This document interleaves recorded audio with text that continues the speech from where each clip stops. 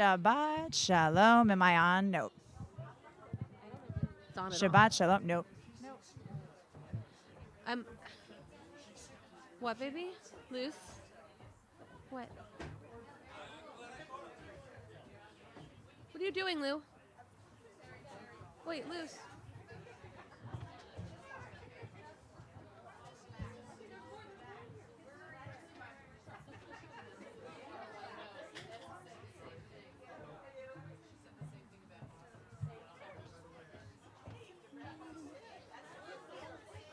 I feel great about it. Shabbat shalom. So good to see so many of you here. We have blankets over there. It's empty. Fine, there are no more blankets. Maybe Al, do we have secret blankets hiding somewhere? Al is getting more blankets. We're nice and Al to the cozy rescue. here together. Cantor Haas, what are we going to start with tonight? We're gonna start. We're just gonna start. I feel great about it.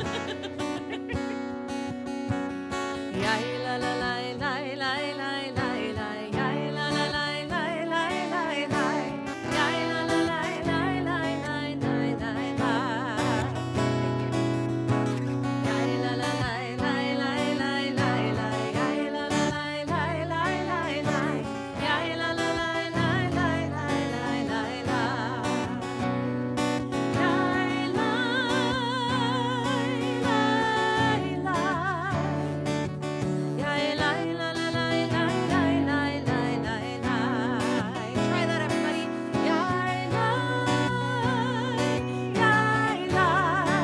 Beautiful.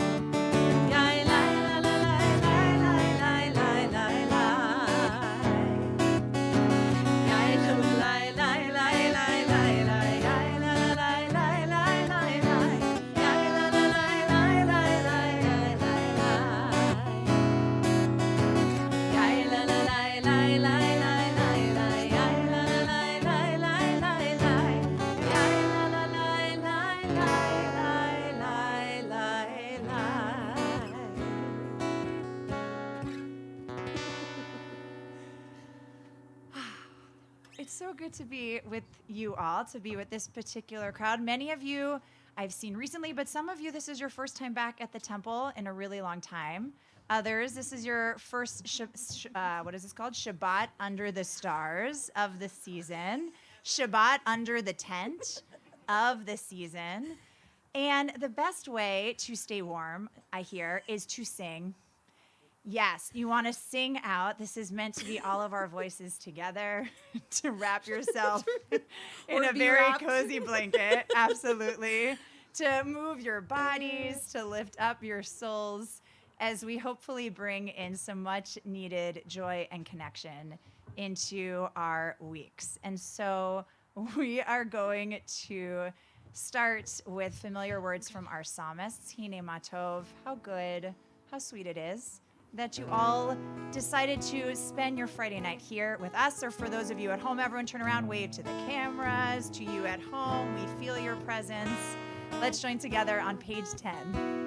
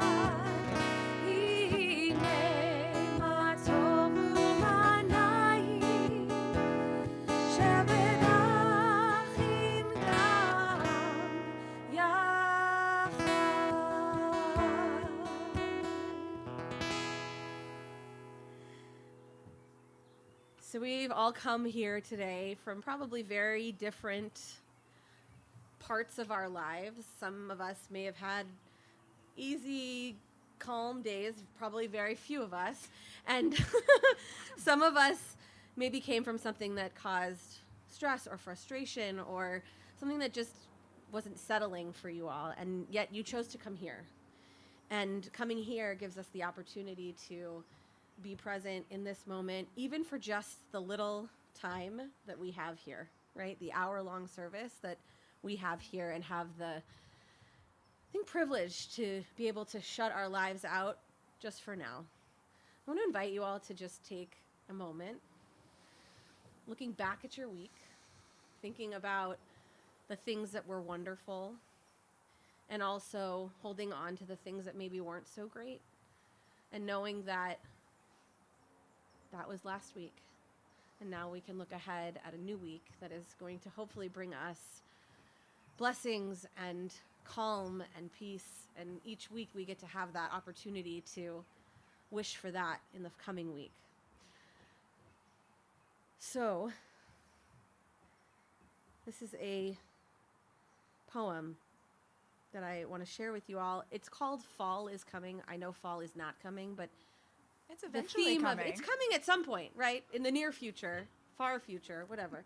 But this is just a beautiful, a beautiful poem that really describes the idea of just sort of being present in the moment and feeling like you're seen and you're known. So this is called Fall is Coming. The sun never sleeps in the summer, and I don't want to either. The last thing I want to miss is the rising morning mist and the fireflies in the field at night. I want to catch every glimmer of light that rises and falls before fall finds us. I want to run with my bare feet through the streets again, ride my bike while wearing wet swim shorts again, have a peanut butter and blackberry jam sandwich on the beach again, take a nap on my back in the green grass again, place my bet on who will win, me or the sun, after ordering a double scoop of chocolate chip cookie dough in a waffle cone. Ice cream is perfect, but somehow tastes better in a waffle cone. I know summer won't last forever, and fall is coming, but it's not here yet. And tonight we'll press play on old summer nights, reliving the moments we can't get back, the moments we desperately want to get back. And tonight you'll find us around the fire while we sit with whiskey and sip as we have a serious summer talk about what was, what could be, and how we used to eat peanut butter and blackberry jam sandwiches below the sun. Old friends talking about what only old friends could know. And it is good to be known. We are on page 13. The second paragraph at the bottom of the page, Yismechu Hashamayim. Please join in with us.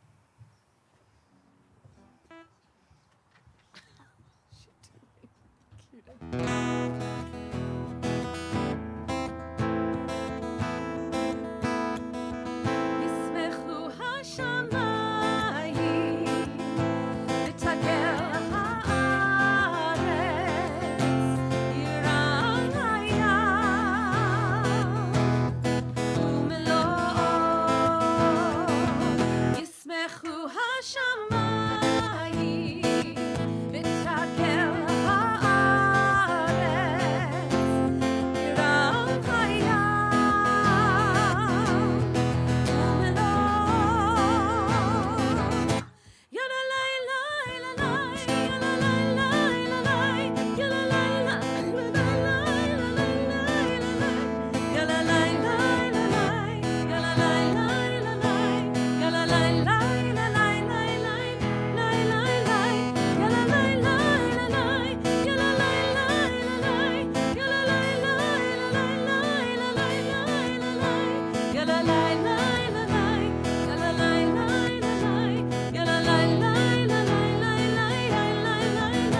ישמחו השמיים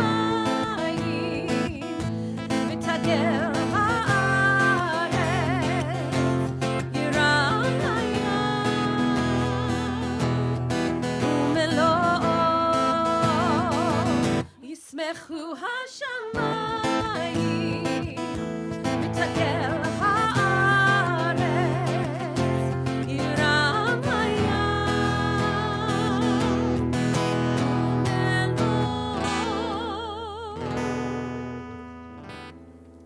We are moving to page 20. For Lecha Dodi, it is us an anticipation of the celebration of Shabbat. In this case, as we would be if we were watching two beloveds coming together. And of course, tonight, some of you are here for our religious school parent reunion Shabbat. Raise your hand if you have ever had a child in our religious school at Leobeck Temple. Or been a child in our Leobeck Temple religious school. Well, we are all very, oh my God, really? That is a lot of you. We are just excited to be together in connection once again. And we're going to sing with that same joy on 20. We're going to be doing verses 1 and 2 on page 20, the top of 21, verse 5, and then verse 9. For some of you, this is, I know, Helene's like, what are you saying? We'll call it out. It will emerge. But we're on the top of page 20. This is a new melody for some of you, but it's a really beautiful one. Lean into it, Sienna. Follow Cantor Haas. It's good.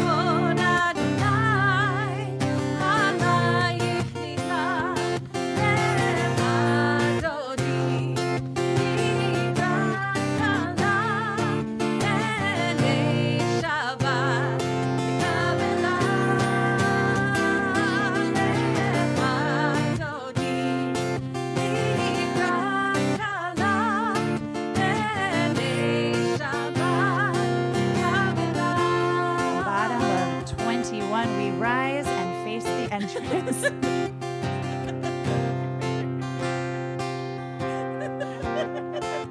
Our Shabbat bride. Okay. בואי בשלום, עטרת בעלה,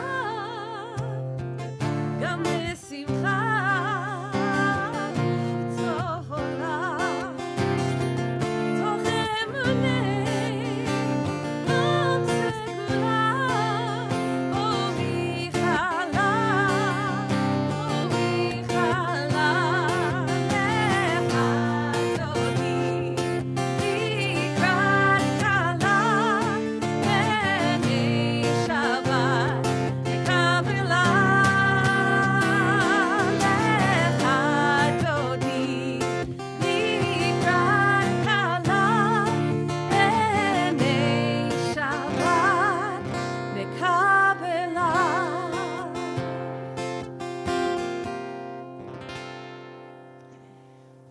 to page 28, we'll continue standing for the Baruch Hu. And this prayer is really meant to be an invitation to us to be present in this moment.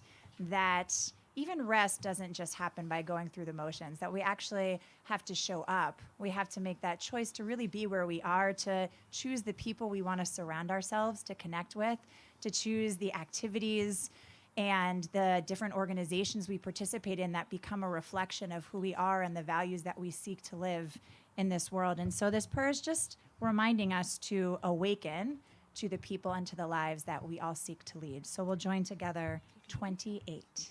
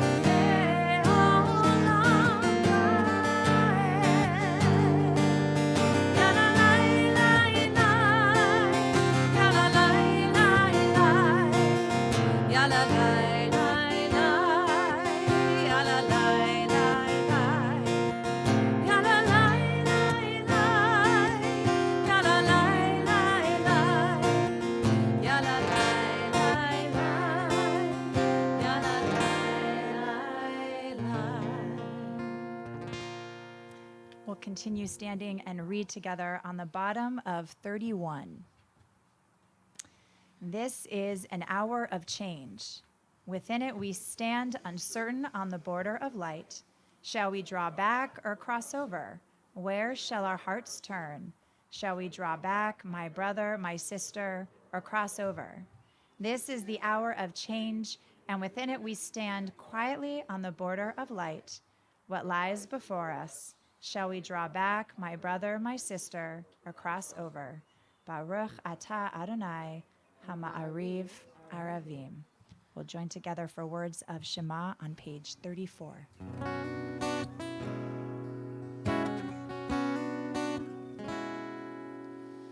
Shema Yisrael Adonai Eloheinu Adonai Echad. Shema Yisrael Adonai Eloheinu Adonai Echad. Shema Yisrael Adonai Eloheinu Adonai Echad. Shema Yisrael Adonai Eloheinu Adonai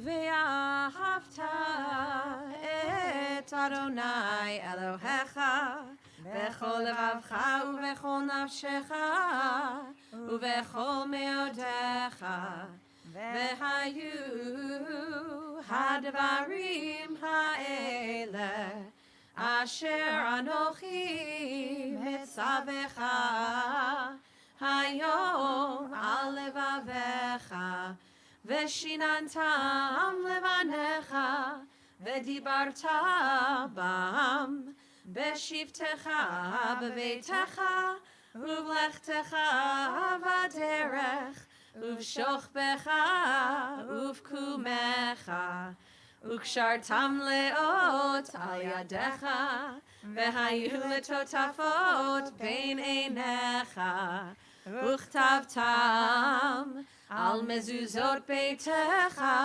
uvisharecha leman tizkeru va'asitem et kol mitzvotai v'tem kedoshim le'elohechem ani Adonai Elohechem asher hotzeiti etem me'eretz Mitzrayim lihiot lachem le'elohim ani Adonai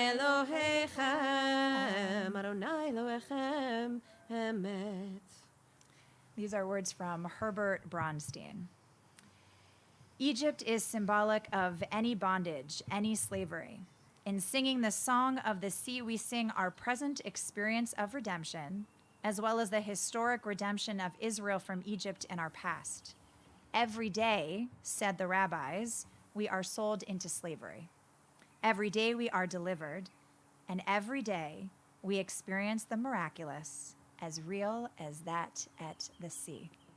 We're hearing the miraculous of the birds joining in with us. For Micha Mocha, we are on page 40.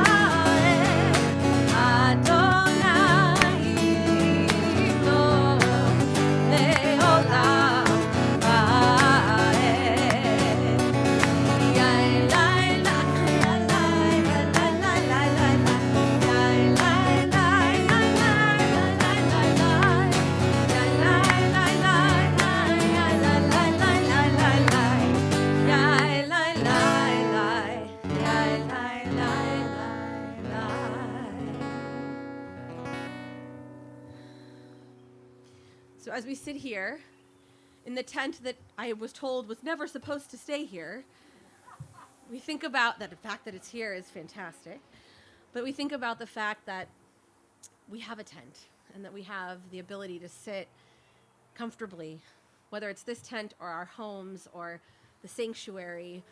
We have a place that we can feel safe and protected, and that is something that not everyone in this world gets to have and has the opportunity to have. And so we sit here in this tent in our community and we ask God for that continued protection, that ability to sit here feeling safe, feeling able to be here amongst the people that we know help to make us feel that safety. So we'll join together on our supplemental page, bottom right side.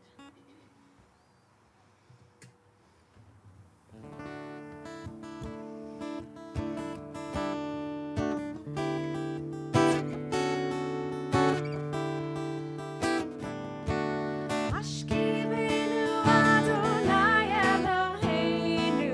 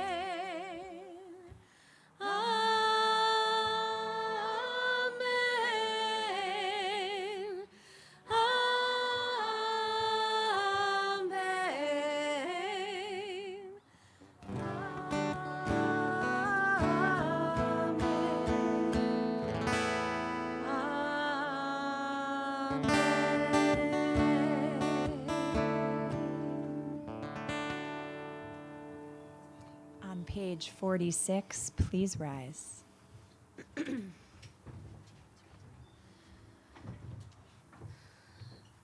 Adonai, Sefatai Tiftach, Ufi Yagid Tehilatecha. Adonai, open up my lips, that my mouth may declare your praise. 48. Baruch atah Adonai, Eloheinu, Elohei Avotenu ve'imotenu, Elohei Avraham, Elohei Yitzhak, Elohei Yaakov, Elohei Sarah, Elohei Rivka, Elohei Rachel, Elohei Leah, Ha'el Hagadol, Hagibor v'Hanora, El Elyon, Gomel Chasadim Tovim, Vekoneh Hakol, Vezocher Chasdei Avot v'Imahot, Umevi geula lifnei v'neihem, leman shemo Be'ahava, melech ozer umoshia umagen. Baruch atah Adonai, Magen Avraham ve'ezrat Sarah, Atah Gibor le'olam Adonai, Mechaye hakol atah, Rav lechoshia, Morid hatal, Mechalkel chayim v'chesed, Mechaye hakol berachamim rabim, Somech noflim berofeh cholim, Umatir asurim, Umekayem emunato, Lishenei afar. Michamocha ba'al gevurot, Umido melach, Melech memit, Umechayeh, Umatzmiach Yeshua, V'ne'eman atah lehachayot hakol. Baruch atah Adonai, Mechayeh Hakol. hakol. 52. Atah kadosh v'shimcha kadosh, Ukdoshim b'chol yom, Yehalelucha selah. Baruch atah Adonai, Ha'el hakadosh. We'll continue in silence through page 62, praying either the words in the prayer book of the Amidah or taking time for your own prayer, and be seated whenever you are ready.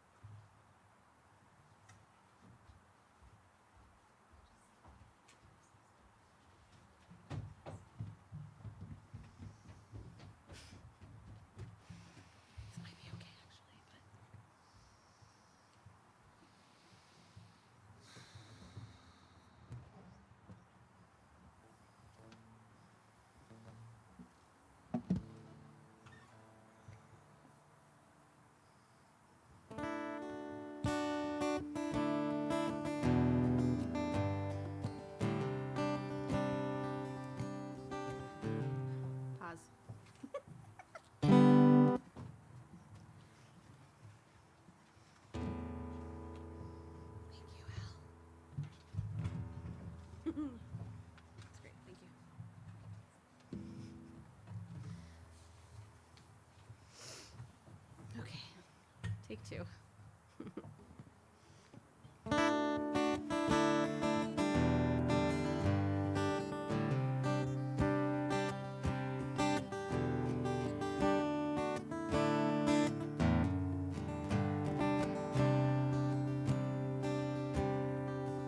Well, you know, someday we're all gonna leave here. Maybe sooner than we wanted. It's special because it's fleeting.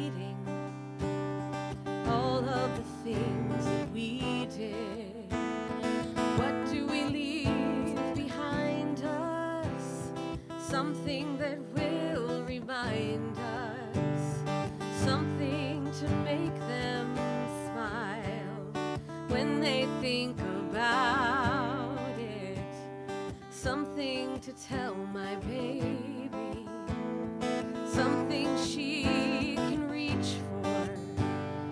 I need something to hold on to.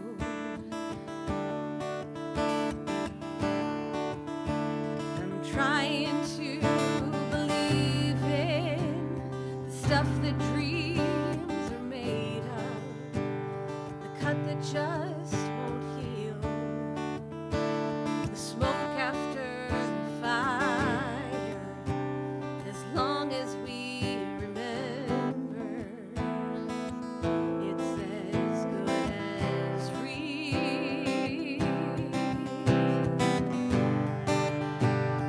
It's as good as real.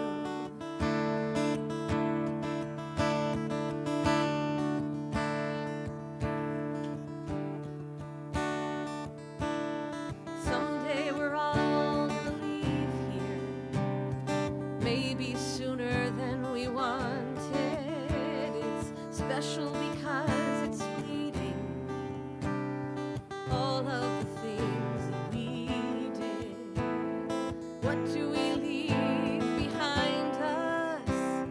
Something that will remind them, something to make them smile when they think about it, something to tell my baby, it's as good as real.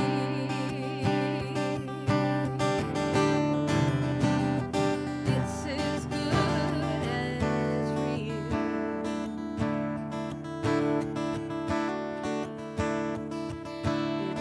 as good as real.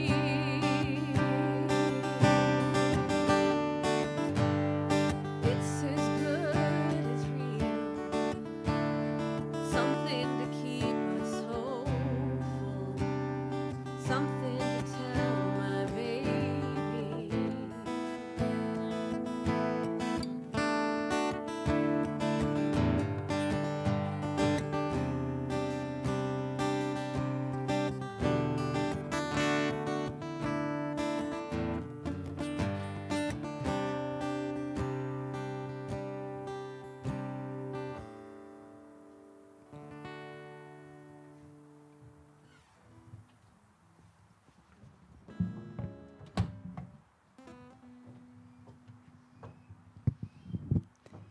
We're mixing it up a little bit tonight. I feel the excitement. And instead of a sermon, we're going to all do a little study together. Good mix up. Thank you, Glenn. Yes, Torah. Okay, so our Torah portion this Shabbat is Behalotecha, and it includes a rather known story of Miriam and Aaron, their siblings. They are saying not very nice things about their brother Moses' wife. Something I know none of us know nothing about. And indeed, they're wandering in the wilderness and they're talking smack about Moses' wife, and God gets very angry. In fact, the text says that God is incensed, so angry that first God explains why Moses is special and why this is not okay, as you might have told your child before, or someone if they were not saying nice words, and how you might scold them. God literally brings them into God's tent. God is not a he. God brings them into God's tent, scolds them, and then this is the not nice part. Miriam is stricken with leprosy, with the skin disease. Yes, a not great ending. And the rabbis basically say that she gets leprosy because she was gossiping. She was doing lashon hara. She was using an evil tongue. And it becomes a whole thing in the Talmud and all of these rabbinic texts about how the punishment for gossiping is this idea of contagion, of that you get a skin disease. So what I want us to look at tonight is what is so bad about gossip. First of all, we tell our children to use kind words, or we tell young children to use kind words, but we don't always, as adults or adults-ish, use kind words, right? And so why is it so hard? And why is God so mad about it? What happens? What is so harming about our use of speech? Okay, so there's a text sheet. The excitement continues to unfold. Whoa, thank you. Thank you, Iris. Thank you.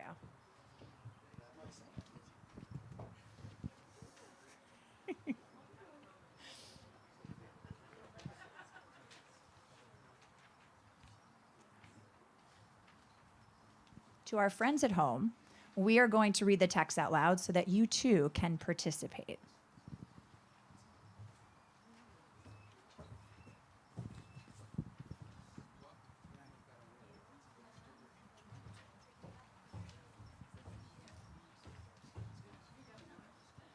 Okay. So, does everyone have a text sheet? So, if you would like to read the whole story from the book of Numbers, from Behalotecha, that passage is at the top, what I just described. And there are two commentaries that I want to look at below. And I would like to ask a volunteer to read one of them with a big, excited voice. Paul Beck. I'm so glad you volunteered.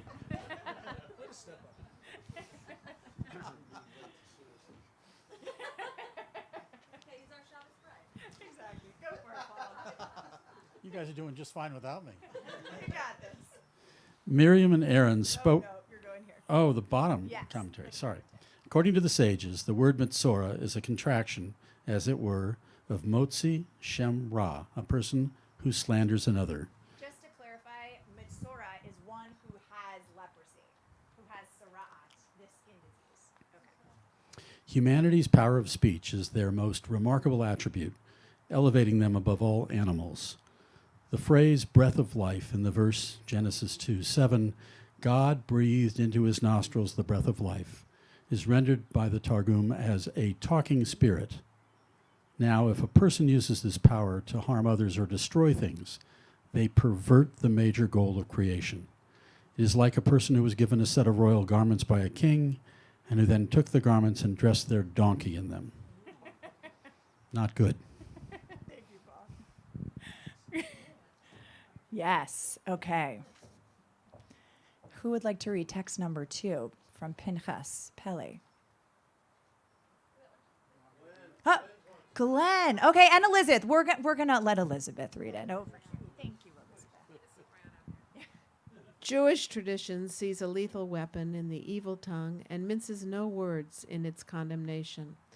The Talmud equates speaking lashon hara, evil tongue or gossip, with murder. In fact, it is worse than murder, since it simultaneously destroys 3 people: the one who relates the gossip, the one who listens to it, and the one it concerns. So the rabbis have very strong feelings about this gossip. So first, any reactions to these texts? Are you surprised by this? Do you agree with this? Sienna's like, I don't know. Are you like, gossip's just gossip? It's not a big deal. Why do you think the rabbis are taking it so seriously? So, okay, hold on, Tammy. Say more. Wait. Go ahead. I need a definition of gossip. Yes, our Lord. Is it just because if you're saying something pejorative about someone, but it's true, is that gossip or is that notice, warning, advice? But it seems like akin to this. So I would be better equipped to narrow like, definition yes, of gossip. please. Okay, so I have ideas, but other people, to Tammy here, how would you define gossip? Sienna. I say if it's true, it's not gossip. Interesting. It's just your feelings. Okay, you're saying if it's a rumor, and when you say it's not, that it's true, that you know from, like, according to whom is it true? If you have had a direct observation, you, Sienna, are saying it is not gossip. Okay, all right. Okay, if it is heard by another party, then maybe it's okay. Well, we've got some good material here. All right, Dan. I don't agree with that. I think that if something is said that can be hurtful is an important part of the definition of what gossip is. So you may know something, but is it important for other people to know it? Can it hurt the other person or yourself? Okay. So for you, hurtful is a part of the equation. All right, Bob, then Katie. I think that saying anything about anybody has risk, because even if what you say is true, someone had a baby, you create jealousy in somebody else, or you're happy someone got into college. Well, my kid didn't. So I think that anything you say about anybody has risk of creating problems. Interesting. Okay. I will say the rabbis are more with Bob than with others, but yes. Okay, Katie Babb. And then I'm coming over that way. I think intent matters too, because if you're talking about someone with an intent to warn or to be cautious, I think that's different than talking about someone as an amusement or to like. Okay. Intent matters. Yes, Glenn. Is there an exception? What is the exception you are speaking of? As far as I understand it, if you're talking about doing business with somebody, and it may reflect negatively on their honesty in doing business, then there is an exception, as I recall. Yeah. Yes. This is like a whole rabbinic conversation that we will do a class on, Tammy.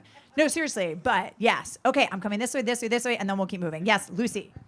A gossip is like when people talk about something that they're not supposed to. Very true and very wise. This is, yes, I'm with you, Lucy. Okay, Helene, and then we're coming here. Go. Tammy.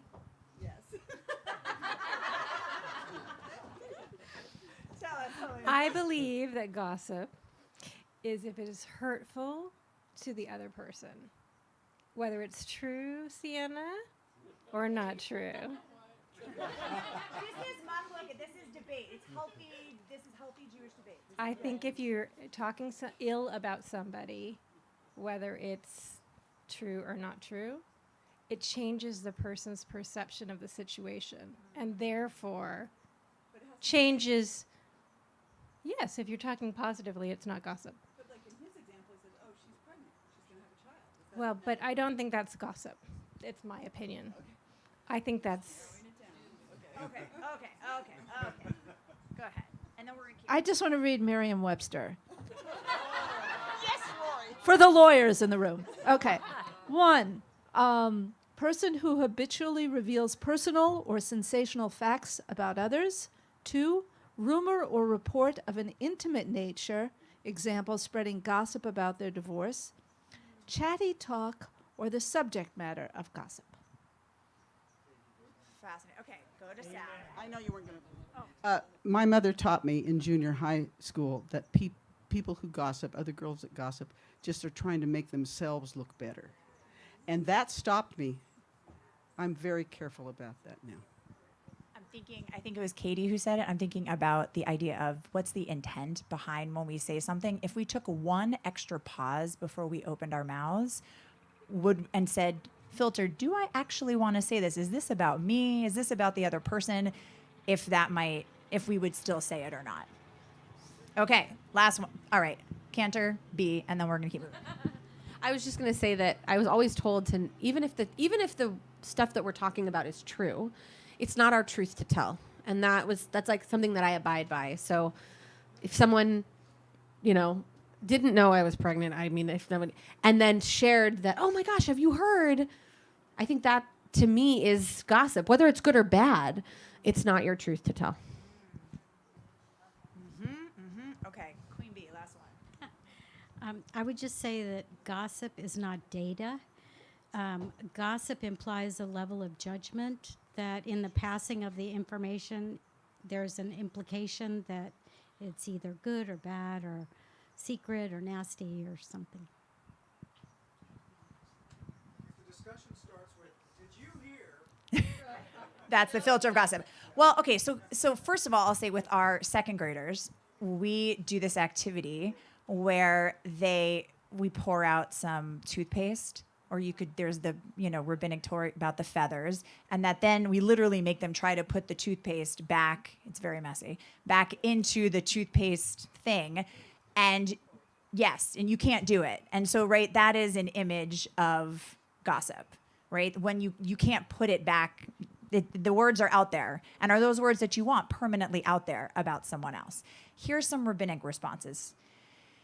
So the Talmud teaches, the tongue is such a powerful weapon that it should be locked away and kept hidden from view beyond the protective walls of the mouth and the teeth, lest it be misused. And then the sages muse that a loose tongue is like an arrow. Once it is shot, there is no holding it back. So they say err on the side of caution, right, is the rabbinic approach. And what's interesting, again, is this idea that was created from this biblical text that we're looking at tonight is this idea of contagion, right? So the Mishnah Torah gives us the idea of the infection, right? And they use these very, kind of gross descriptions of Lashon Hara and how it spreads, and that the idea that gossip, it contaminates your home, your body, your soul.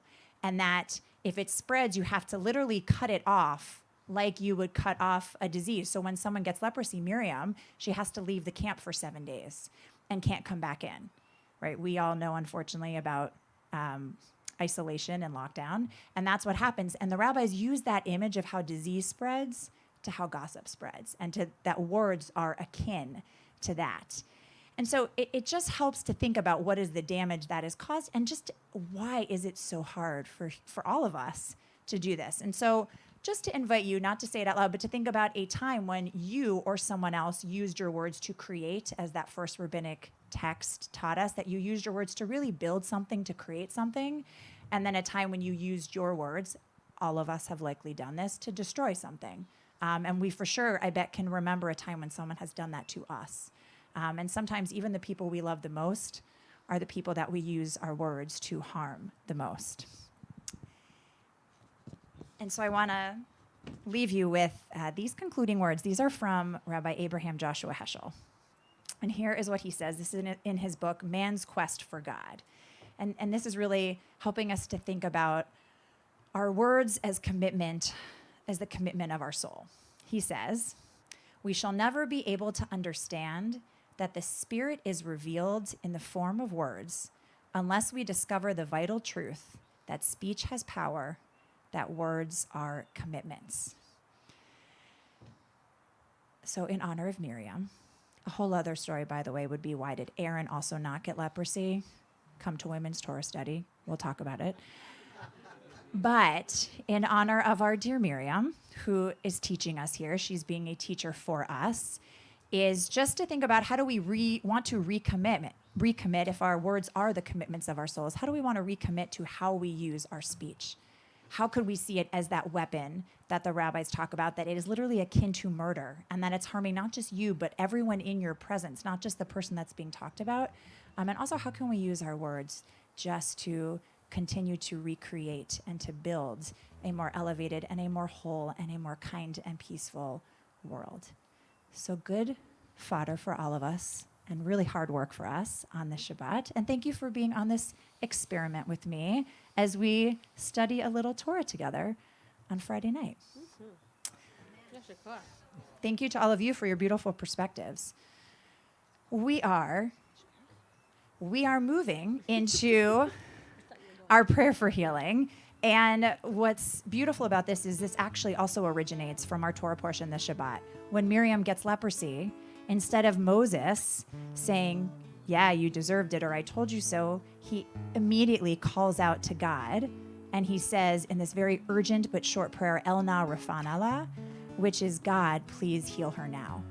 And he says it with like this deep cry, and that not tomorrow, not in the next week, please heal her right now. And so as we join together in words of Misha Berach, our prayer for healing, I'll invite you to think about someone in your life whom you'd like to offer, as Moses did, a prayer for healing. It could be healing of something physical in the body, healing of the spirit, or healing of the mind. And if you're willing to stand up and share their name out loud so that as a community, we can be there with you.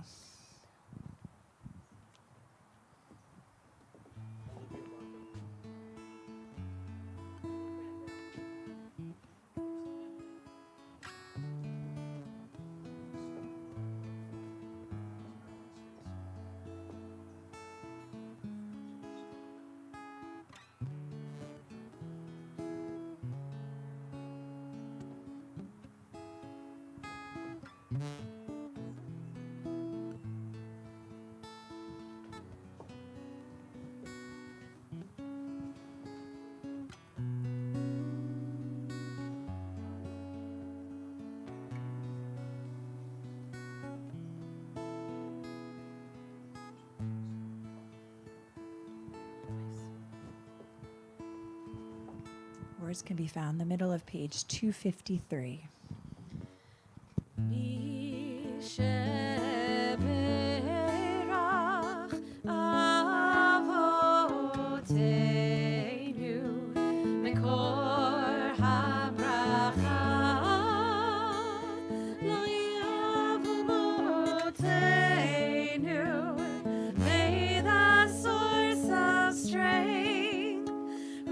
Bless the ones before us.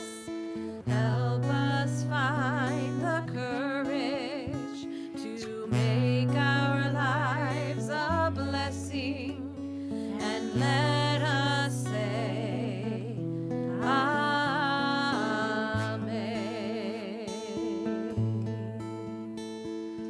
Misheberach imotenu mekor habracha lavotenu. Bless those in need of healing with refuah shlema, the renewal of body, the renewal of spirit, and let us say Amen.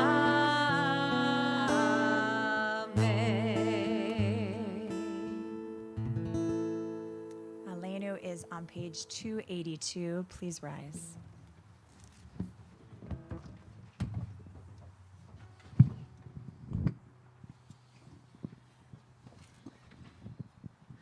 עלינו לשבח לאדון הכל, לתת גדולה ליוצר בראשית, שלא עשנו כגויי הארצות, ולא שמנו כמשפחות האדמה, שלא שם חלקנו כהם, וגורלנו ככל המונם. ואנחנו קוראים ומשתחווים ומודים לפני מלך מלכי המלכים הקדוש ברוך הוא. Page 287. ונאמר והיה אדוני למלך על כל הארץ ביום ההוא, ביום ההוא יהיה אדוני אחד, ושמו אחד, ושמו אחד, ושמו אחד.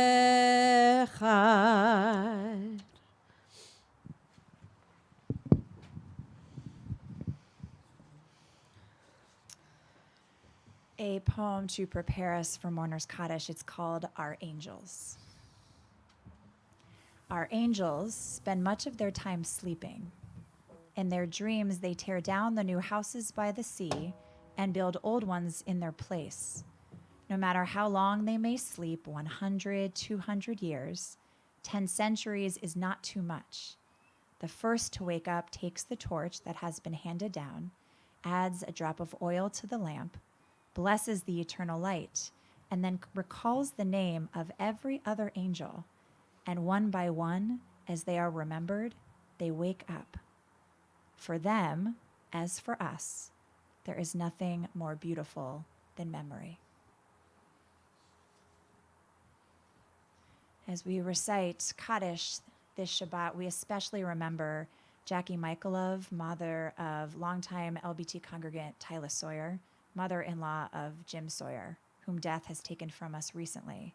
And we link her name with Jeffrey Allison, Philip Bowers, Joseph Danchik, Murray Fromson, Edna Gee, George Gorich, Richard Gunther, Larry Hart, Ruth Heyman, Stephen Hillman, Ruth Goodfriend Hutman, Max Krauthammer, Ruth Laskin, Sidney Lovner, Faye Marenberg, Milton Martin, Mike Mendelson, Menachem Rapp, Edward Rosen, Ruth Rosen, Douglas Schiffer, Albert Shaheen, William Snyder, Pablo Steinfeld, and Elsa Waddell. If there are other names that we should add, or if I mispronounce the name of your loved one, I'll invite you to please say their name aloud at this time.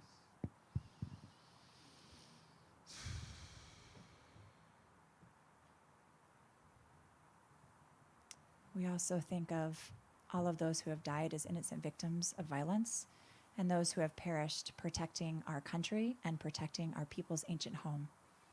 We'll rise together for Mourner's Kaddish as one community on page 294. Yit Gadal v'yit Kadash Shemei Rabbah Be'alma divrach Yeritei v'yamlich malchutei B'chayechon v'yomechon uv'chaye dechol Beit Yisrael Ba'agala uvizman kariv imru Amen. Yehei Shmei Rabbah mevarach le'olam ulamei almaya Yitbarach v'yishtabach v'yitpa'ar v'yitromam v'yitnaseh v'yithadar v'yitaleh v'yitalal shemei dekudesha berechu le'ela min kol birchata v'shirata tushvechata v'nechemata ta'amiran be'alma v'imru Amen. Yehei Shlama Rabba min Shemaya v'chayim aleinu v'al kol Yisrael v'imru Amen. Oseh shalom b'mromav hu ya'aseh shalom Aleinu ve'al kol Yisrael ve'al kol Yoshvei Tevel ve'imru Amen. Zichronam levracha. May their memories truly be a blessing to all of us.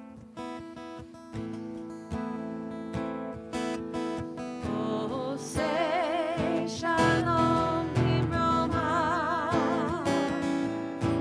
hu ya'aseh shalom aleinu ve'al kol Yisrael ve'imru Amen.